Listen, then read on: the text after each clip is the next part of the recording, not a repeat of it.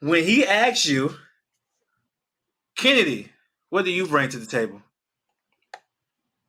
What does that mean? What does that mean to you? Okay.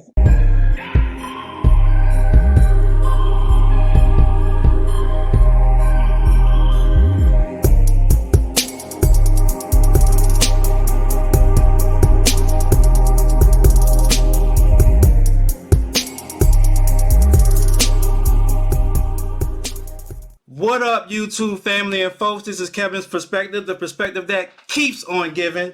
Like, share, subscribe to the channel. Now let's get down to the nitty gritty. You see the title. Today we're going to do something a little bit different. So I'm going to talk about relationships. Usually don't have anybody on here because I don't care about people like that.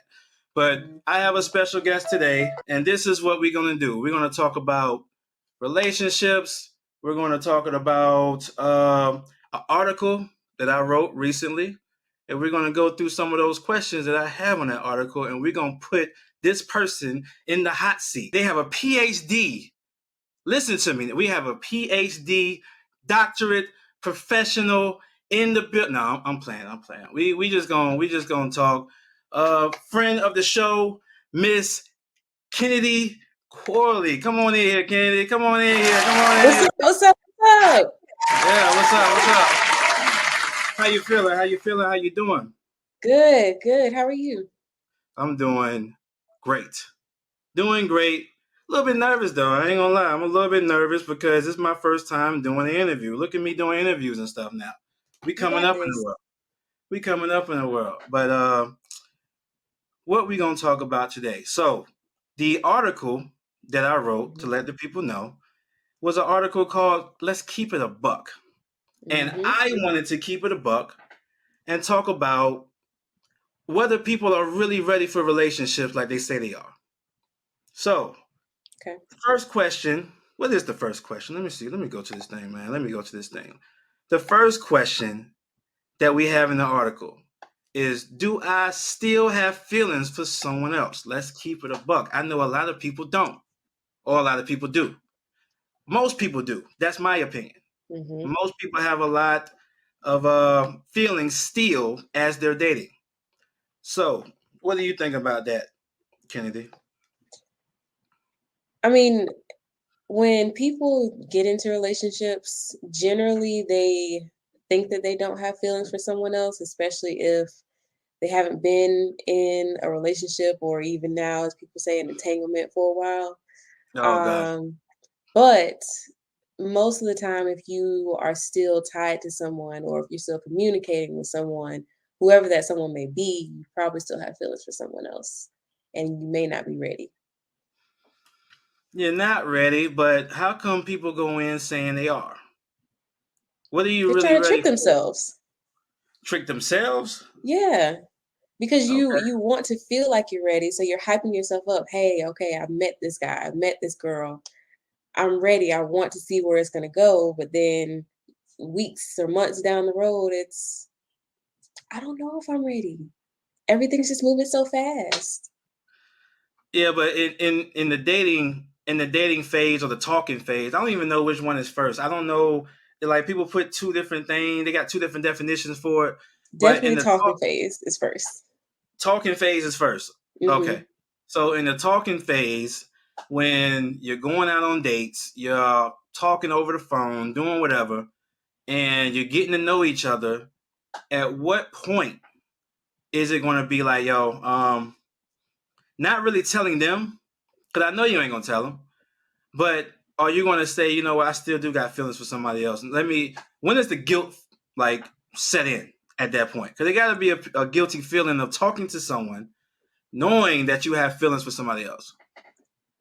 I think it starts to set in because just in conversations that I've had with my friends, it sets in when you're trying to define the relationship or even define whatever you have going on with this person because the first question or at least the first real question that comes up is well, what do you want from this?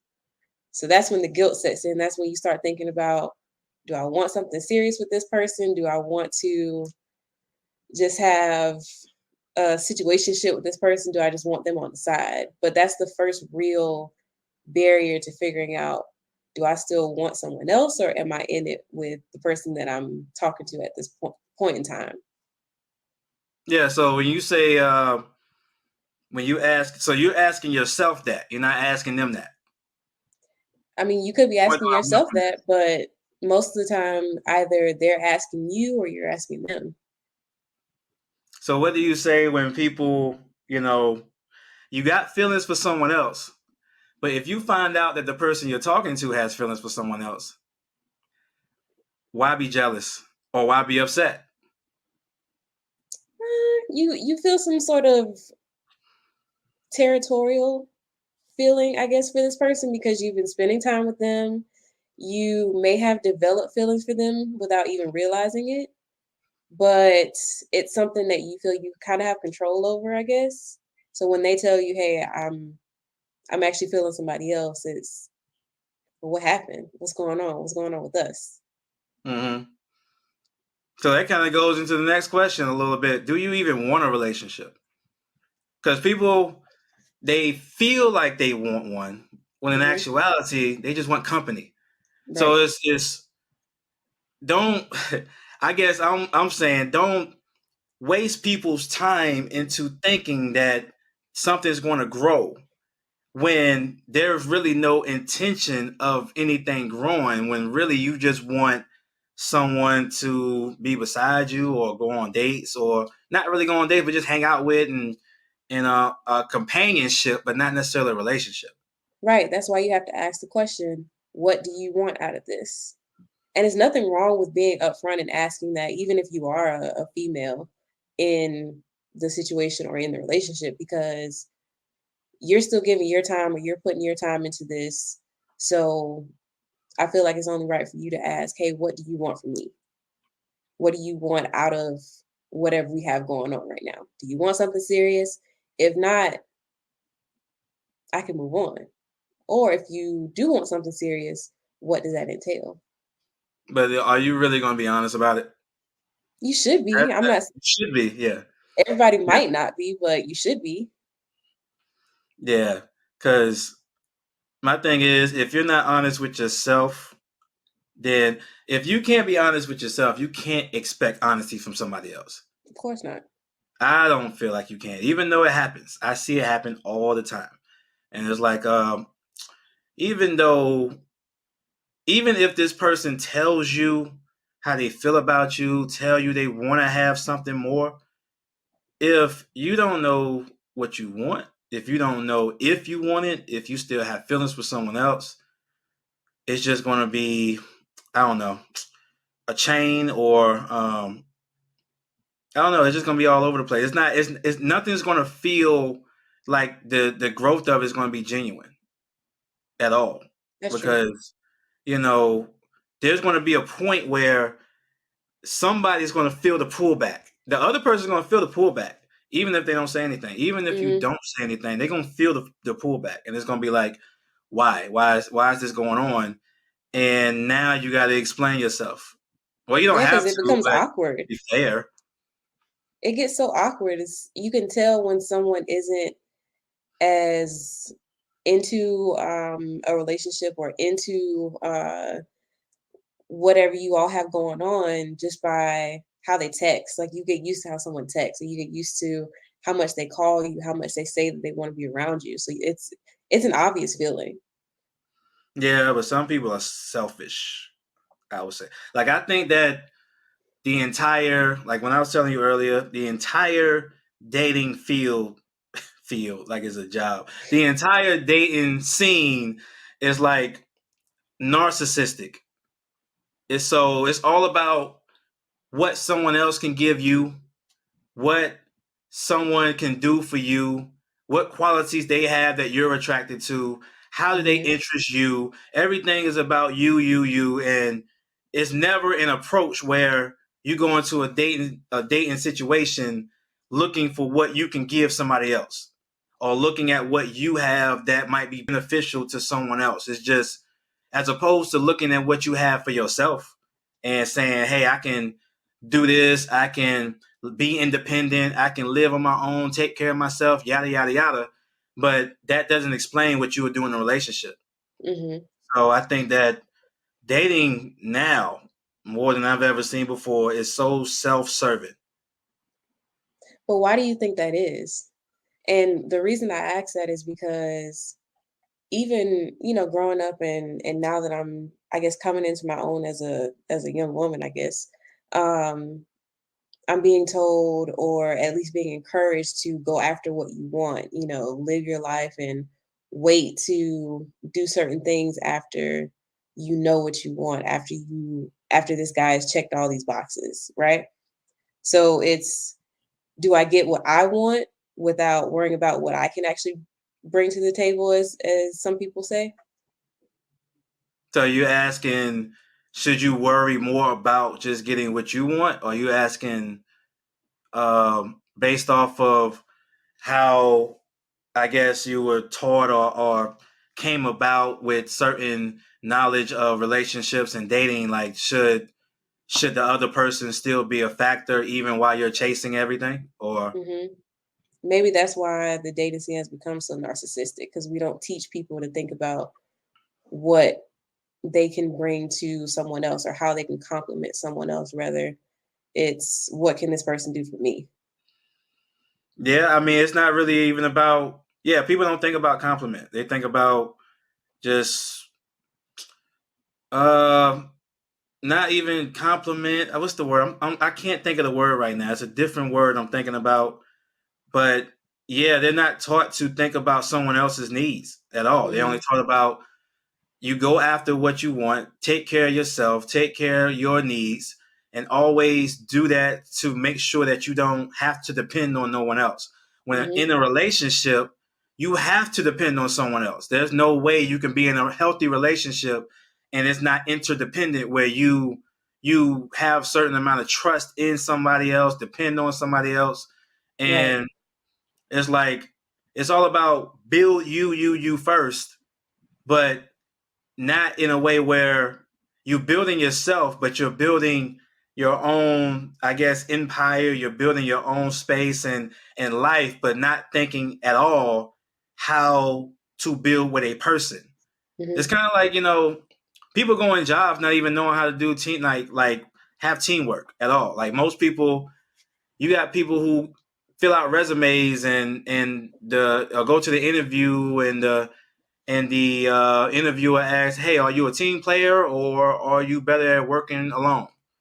And most people would say they're team players when in actuality they would prefer to work alone. Hmm. So um, there's just a facade of, yeah, it sounds good for me to work with you. It looks good for me to be and seem like we're working together, but I would prefer I do my own thing. Yeah. And I'm glad that you mentioned that, because I watched a lot of, early 2000s or late 90s movies. And from what I see, at least how they portray that time, we're coming out of an era where I got to find this person that completes me, right? Instead of compliments me. But coming out of that, how do I find someone completes me? It's how do complete myself? And then, oh, it's another person that I have to, work with and share my life with and uh, find out what their needs are. No one wants to do that anymore. No, I And mean, and that also spills into the workplace. It's all about how can I elevate myself instead of helping to help or trying to help others elevate themselves or teaching others how to elevate themselves by being a team player, by helping assist where you can, where they may lack. well, you can't really. A lot of people, you really can't think about complimenting somebody if you're always thinking about comparing yourself to them, Right. or if you're always competing with them. So you go into a relationship thinking about what they have and what you have, and you play this comparison game as opposed to seeing or actually seeing whether they're on your level, quote unquote, and but not really seeing how you can complement what they lack. You just look at what they lack as a burden because it's not, you It's know, not where you are. it's not where you are, pretty much. Yeah. So now it turns into this comparison game, and then if they do have it, then who has more of it? Mm-hmm. And it turns into a competition. So the relationships never really get built because the mentality initially going into it isn't isn't about building at all. It's about getting what's mine. And Yep. if you don't give me what's mine, then I got so many options so I can find somebody else who can give me what's mine. Now Mm-hmm. you talk about the early 2000s and even before then, people always had options, but it didn't never mean too much that they had to explore every option. Now So people want to explore those options and then come back and say, "Oh, I feel like you were the best one." yeah, you spin the block, but by that time, somebody can be in a whole different space in life. Mm-hmm. So then you lost. That person might have lost. I mean, it's a lot of not seeing opportunity because you're focused too much on options. Yes, there's a lot of options out here, Mm. but at what point do you turn an option into or see an option as an opportunity? Because sometimes an opportunity doesn't come complete. It Nope. comes in it might come at a first as a first stage, and then you have to take it from there. So I think a lot of people too have this mentality of, well, if it ain't happening, it won't meant to be. I don't agree with Mm-hmm. that. Well, I'm glad you said that because most opportunities in life, I see them as like fixer uppers. They don't come without needing a little bit of work, and it leads me to your third question in the article. Do I even want to be in a relationship? Relationships are work, so Mm-hmm. you have to be willing to put in some sort of work, just like you would a fixer upper, because you put a deposit down, you put money into it, you want it to be something one day, but it's not going to become that if you don't put in some sort of work, or I people don't mean, want to do the work. well, people don't want to work. Period. Feel no. Actually, people don't think that it should be work. So happiness, it feel like happiness shouldn't be worked for, or satisfaction or contentment within a relationship doesn't involve work. It should be fun. So that's why after a certain point, if like wanders off because nobody wants to work anymore. Like initially, the work is there. Initially, you reach out to call, or you Hmm. might reach out to make a date, or you might you might remember their birthday, or whatever the case is initially. But was it really work, or was it just interest? It's the chase. It's what a lot of people are alluding to now on social media, saying, you know, do the same things that you did initially when you saw her, when you wanted to get her number, when you wanted to go on that first or second date with her. Do those same things months or a year or two down the road because that's what got her. So that's what's going to keep her, is it not? Or Not him? necessarily. I don't think so because things change.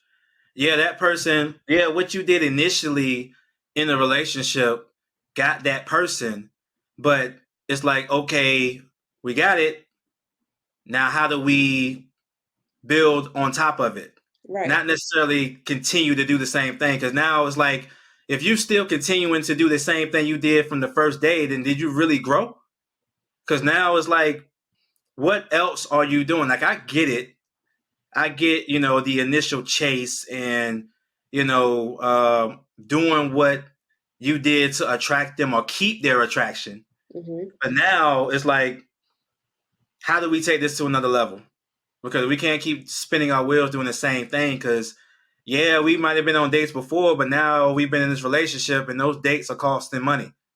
We can't buy our house here now because we still going to Roof Chris. We can't do certain things to progress the relationship because we're still stuck trying to stay young. Well, that's So another factor of, are you willing to grow and are you willing to put in the work? yeah, pretty much. Yeah. So at what point going into this next topic? Well, Mhm. no, I'm not gonna get there. Let me stop. Time out. Okay.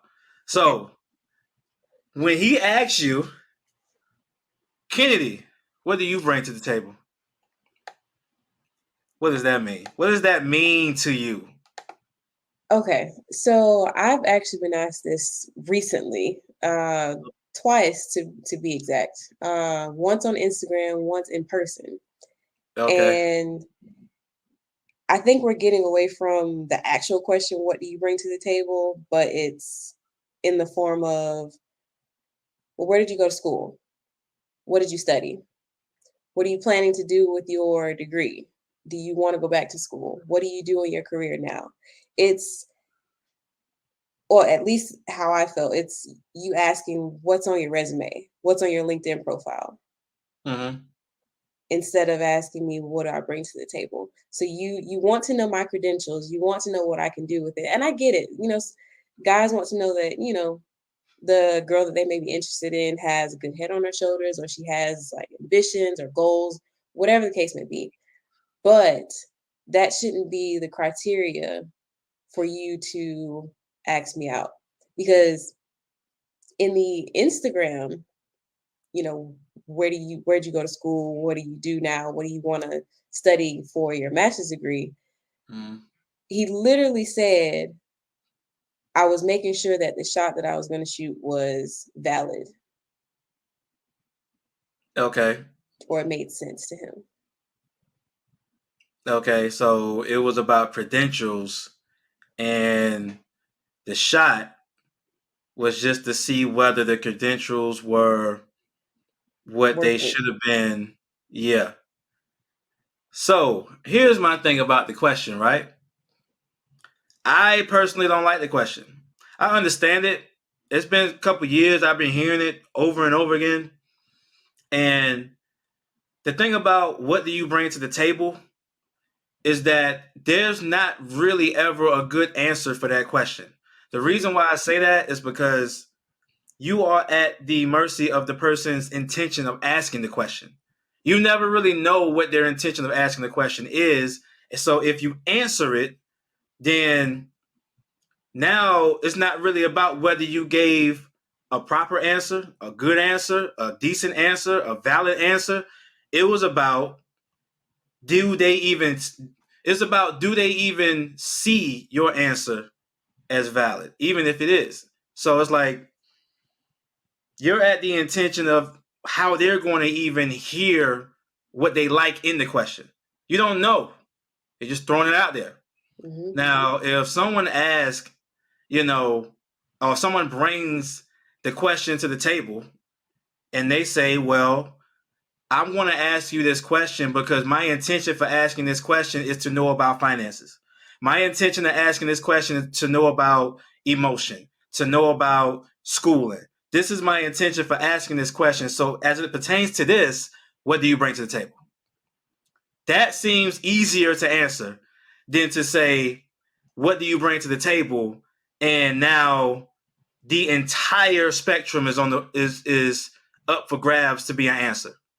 Right, because it's specific. If you want to know if I can handle my finances, obviously, yes, ask what do I bring to the table in terms of that? What do I do as far as my job is concerned? Or if you want to know what I bring to the table as far as emotions, have you just gotten out of a relationship? Where do you stand on wanting to be in a relationship? Where do you stand on your state of mind, your well-being, your mental health in general? But It's a what do lot you that can bring to the go into table that is a question. loaded question. It is a loaded question. So, like I said, you never really know how to answer that question because you don't know where it's coming from. Mhm. So, I don't agree with the question, even though I understand it. My thing is be more specific with the question. What do you bring to the table? This is what's on the table. What do you bring to add to it? Actually, don't even just flat out say, what do you bring to the table? Start off by saying what's on the table and then ask, what do you bring to this Exactly. at How are this you going point? to complement this? Exactly.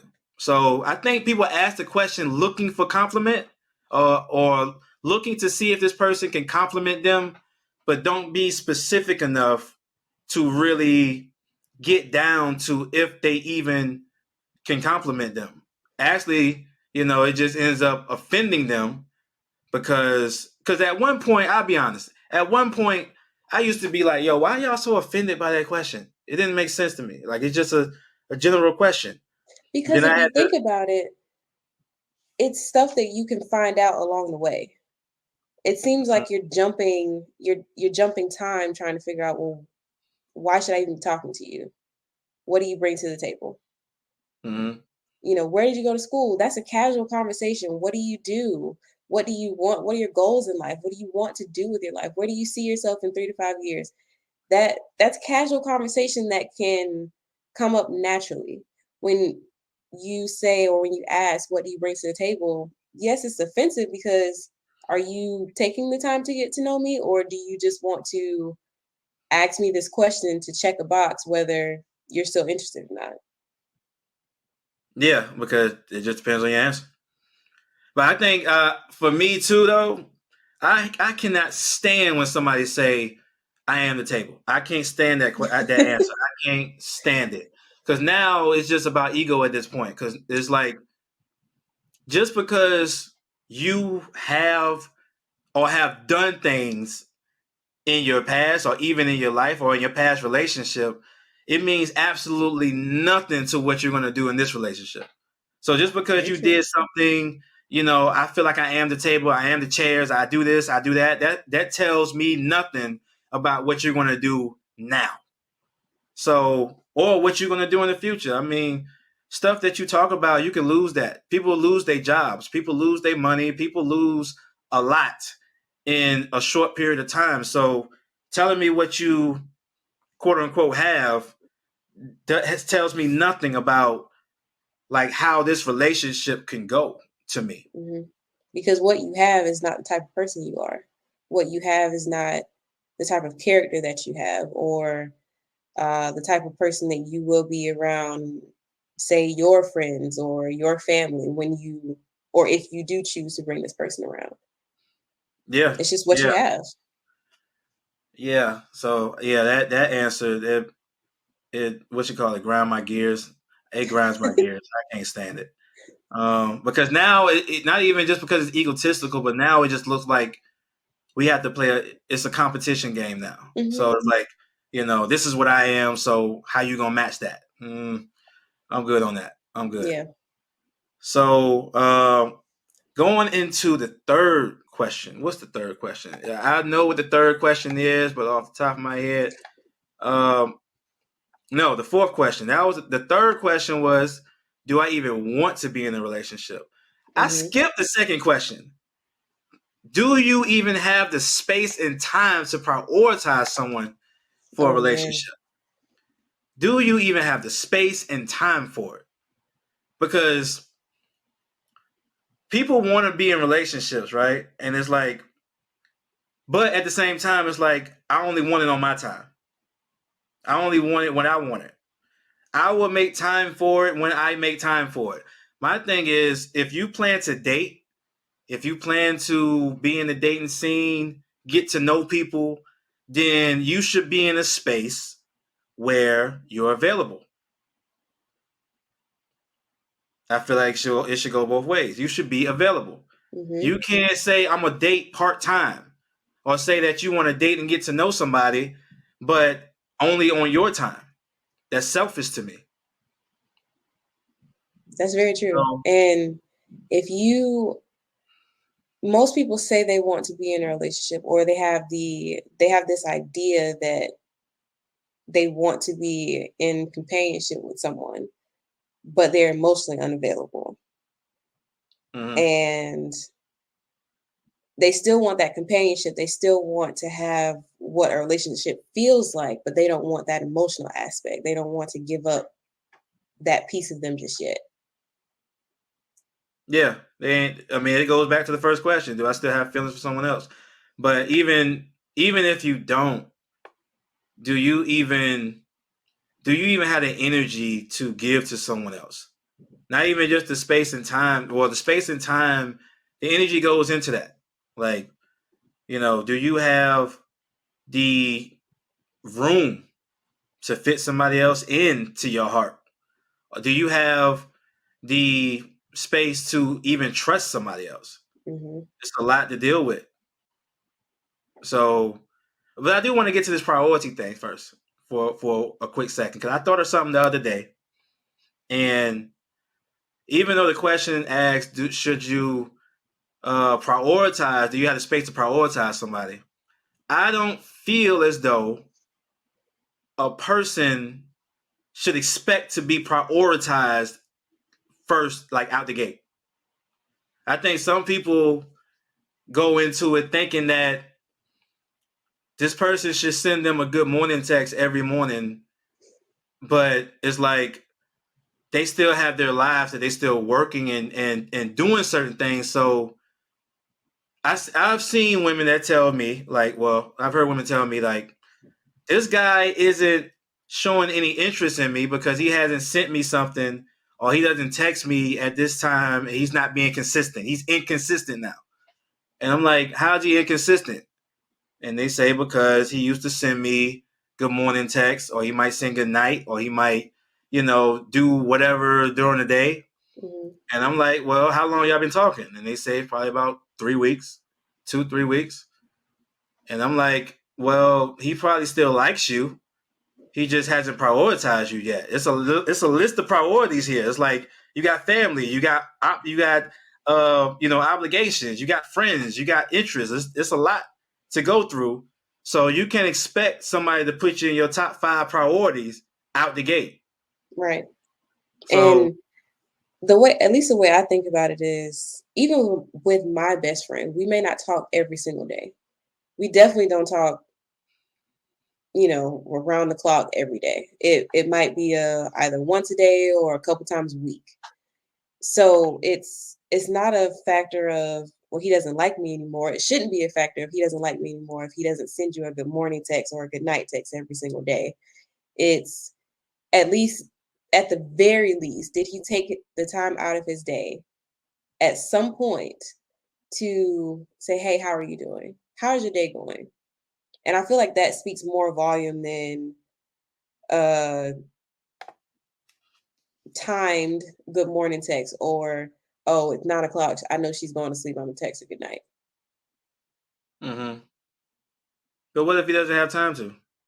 So you're saying pretty much it should be still a thought. Yeah, it should still be a thought, but it doesn't have to be a you need to text me every day type thing. At least that's how I feel about it. Hmm. Right. So it Because shouldn't be every day, right? it doesn't have to be, because we're grown. We all have our own schedules, our own agendas, and as you said, we have friends, family, our own schedules that we go through day to day. So if you aren't a large part of that just yet, and because I've met you 2 or 3 weeks ago, obviously you're not a large part of my life yet. Even if you get to that point, that takes time to assimilate someone into your daily schedule. But if they take one moment out of their day, they think about you. Oh, hey, Kevin, I had to text him, see how he's doing. I Hmm. feel like that speaks volumes instead of sending a good morning text, a scheduled good morning text every day.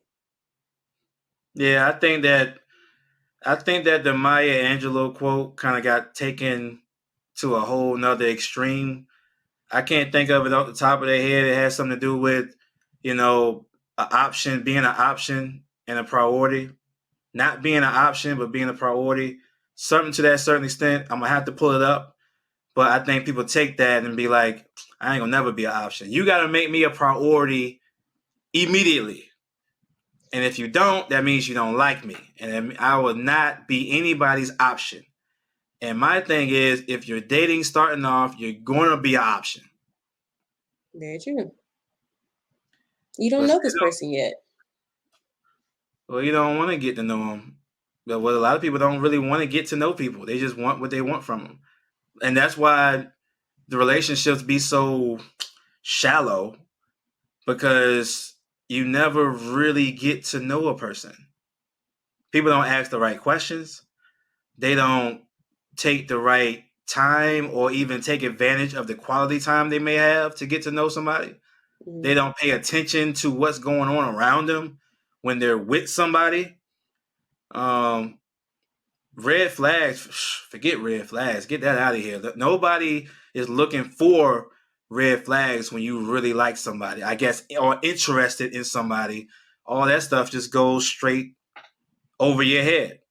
So Mm-mm. it's like, at what point do you use, or do people kind of use judgment to be like, okay, I'm gonna slow this down for a second and kind of observe what's going on and allow things to happen.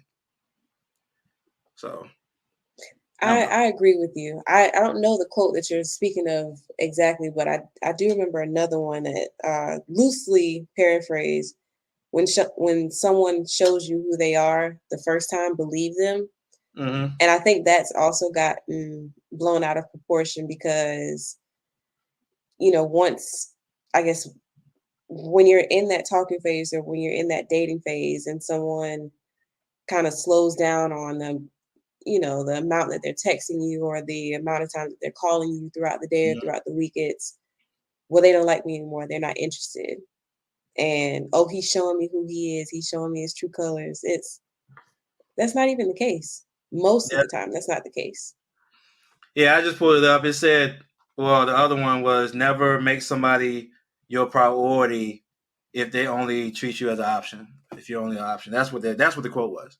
Mm, So, but yeah, they take a lot of stuff out of proportion, I think, um, because we live in this, outraged society. I would say everything is taken to the 10th degree, the smallest thing taken to the 10th degree, or comprehended in the wrong way or with the wrong mhm, intention, and then applied and used in the wrong way. And it's like, you can't expect or put expectations on someone to fit what, or fit a mold or do something that you comprehended wrong. mhm. So, uh, but yeah, all of that going into that sucks. It sucks. The dating scene sucks. I gotta put an air horn. It sucks. Um, but even going into the fourth point, the fourth question, the one I was trying to get to, I guess, because I like the question. I like it. Mhm. Um, am I looking for a relationship or a distraction? Oh my gosh. Let's talk about that one. How do you feel about that one? I feel like most people are just looking for a distraction. And I say that because when you ask, what are you looking for when you go on dates and you're trying to get to know someone, or when you run into the issue of, well, she's saying I'm not texting her enough or I'm not calling, they just want a distraction. They want someone to fill time and space or some sort of void, whether it's another person that they don't have access to anymore or another person that they may want but know that they just can't have anymore. A bunch of different things it could be, but most people, well, not most people, but a majority of people, I guess, just want a distraction. They want a distraction from whatever they have going on in their personal lives. And, when you ask them, well, what's really going on? Tell me about you. I don't want to talk about that. Let's not get into that. They Mm-hmm. just want a distraction. Yeah, that's pretty much what it is. I mean, but my thing is, why not just say it out the gate? Just like, hey, I'm going through some stuff in life. I really just want company. I really just want somebody to take my mind off of something. Just take my mind off of stuff. Are you willing to do that? Are you willing to be that? Now, more than likely, they might look at you crazy, but at the same time, they might be in the same space. Hey, They looking for a distraction. But how would you really know if you're just not upfront? I think you know by how long it lasts. And another point to what I said earlier, some they might not be looking for a distraction for themselves, but much more a distraction for social media or their friends and their family. Because at least my age You range, gotta you gotta expound on that because I don't know. Yeah, yeah. You said your age, right? Yeah, yeah. Your profession here. You go right ahead. The floor is yours. at least for my age range, I'm starting to get questions about, and especially my friends, when are you going to get married? Or when are you Oh going to God. have kids? Uh-huh. And you, some of my friends have said, well, yeah, I took somebody home, but he was just kind of a buffer. So they're looking for a distraction for other people so that they can kind of guard themselves from getting those bombarding questions about what are you going to do with your life as far as marriage and kids and growing up, I guess. Yeah. So it's optics, Hmm. pretty much. Someone I So can show off on social media where I don't have to deal with the questions. I don't have to deal with the assumptions of, well, what does she have going on or what does he have going on? Who is that? Who is he with? yeah, gotcha. I can see that. I can see that. I can see it being part of that. I wrote down a couple points in recognizing when you are a distraction. How do you know when somebody is just using you as a distraction? Do you think you can recognize if somebody's using you as a distraction? Oh man. Uh I think I can. I think I can think of one instance. I won't go into what it was, but I can definitely think of an instance where and I guess I'll just be vague. He was just dealing with a lot family wise and a lot personally, and said that he wanted to see me or whatever, and I could tell that I was the barrier between whatever was going on between him and his family. Mm, mm. Uh, that was on the list, but I'm glad you added it. I'm glad you added that.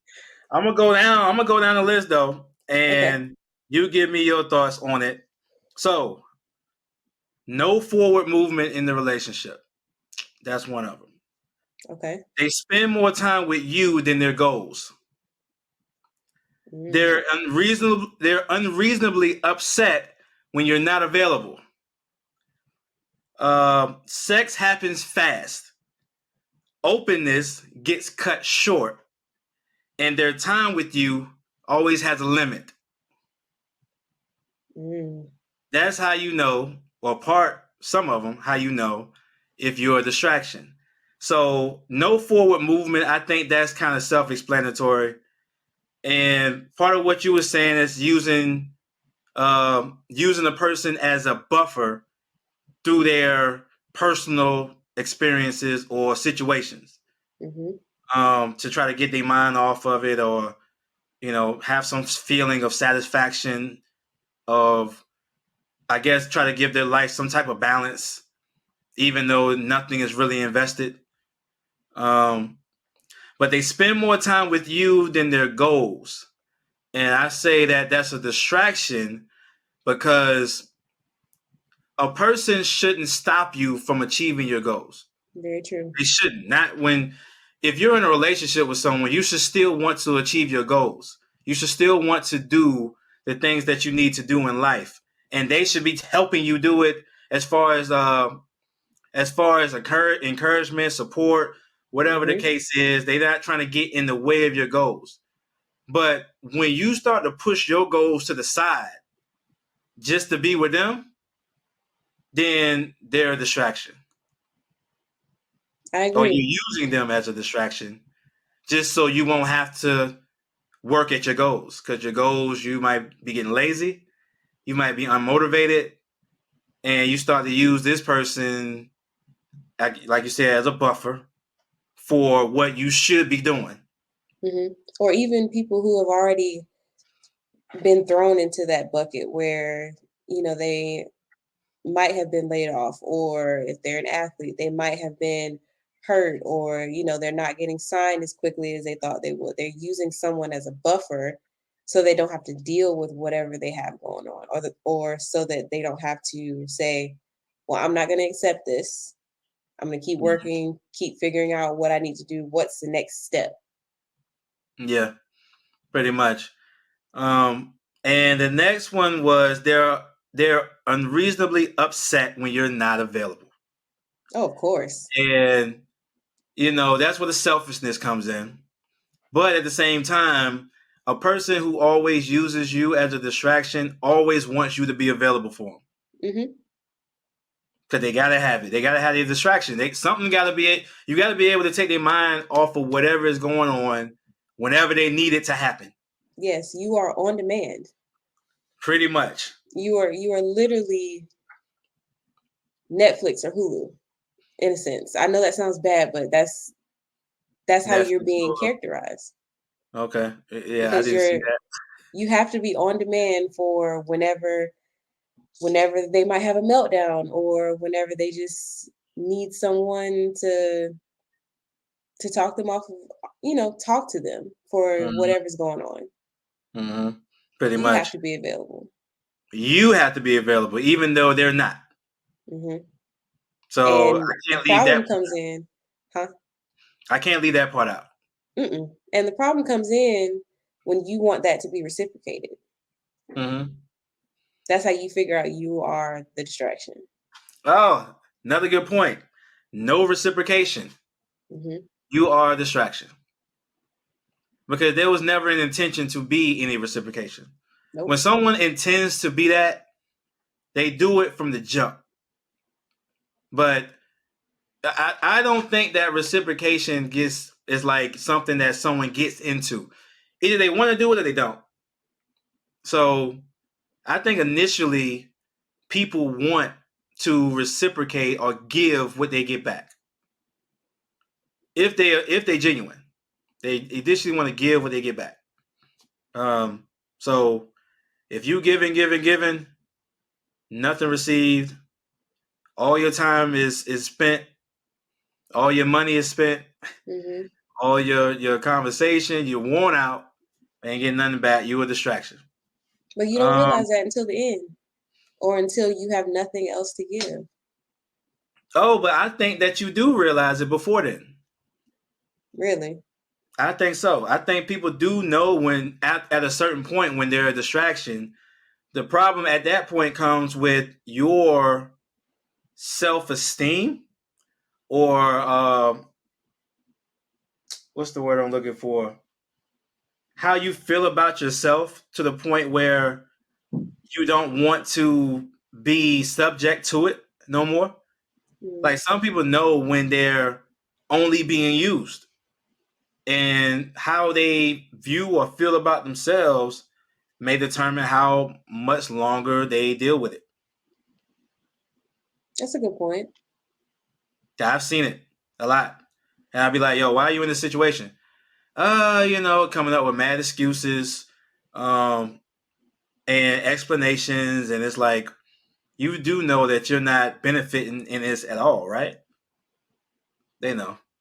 I know, but by then it's what do I really have to lose? But this is the last little bit that I have left, and at that point, you're still holding out hope because you still want that reciprocation. You still want them to at the very last moment say, "You are the person that I want," Yeah. and then you feel like all of this was worthwhile. It kind of reminds me of another topic that's been circling the internet of uh, people thinking that they have to go through so much for a relationship to be of value, Real.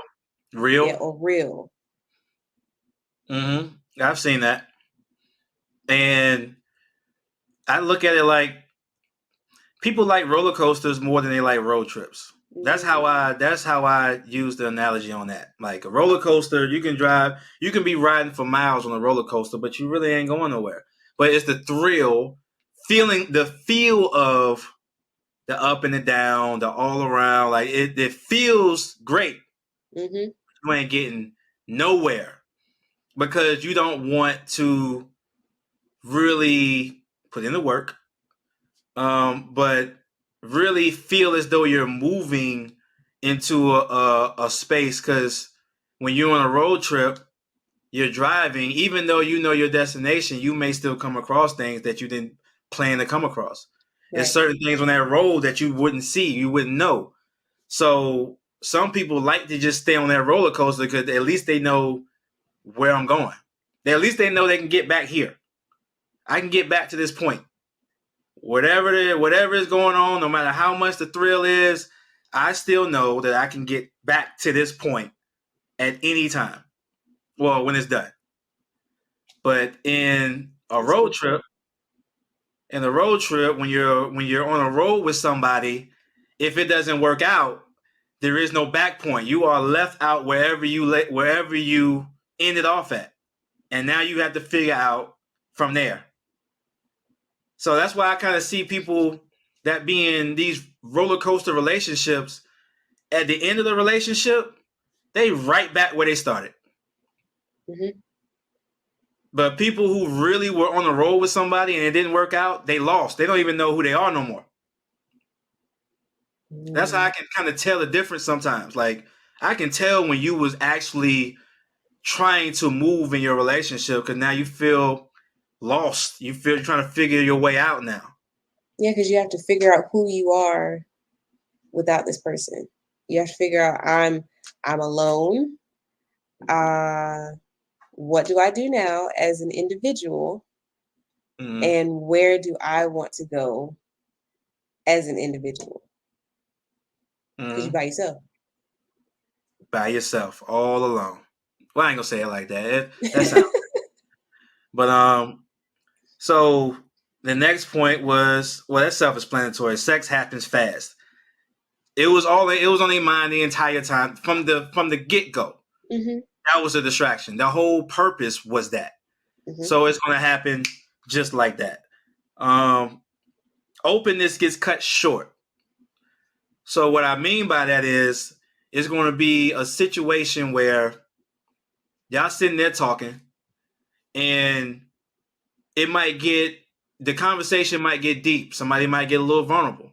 They might Mm-hmm. start talking about their family or whatever. And then out of nowhere, the conversation kind of just gets cut. Like, all right, let's talk about such and such. Hey, what's on Netflix? Mm-hmm. The conversation, like, nah, we're not going deep. We're not going nowhere close to no traumas, no nothing. We're gonna split this right here. So at that point, it's like, yeah, you might be a distraction because there's no point. What you're doing is you're trying to get deep in intimacy with somebody, but the intimacy for them is what they're trying to get away from. You are on a need to know basis. That's it. You know this little bit, and that's all you need to know. That's it. So yeah, distraction. And their time with you has a limit. So I think that's pretty self-explanatory. You know, 8 o'clock, 10 o'clock. That's it. Don't no staying over. No hey, we're not going out to do this or whatever. It has a Mm-hmm. limit. We the time is ticking right now. Or So even, well, why can't we go out during the day? Why you always want me to come over at night? mm, got a limit. Mm-hmm. So you are a distraction. Anything else that should be added to that list? I might actually make an official list. I might make a video about that, just making the list. I think that's a good idea, and go deeper into the attributes of this list. Yeah, because there's a lot of animated like examples I can use in that. It's a lot. It's an example for every last bit of it. So number 5, the last one on this article in this article is what is my state of mind?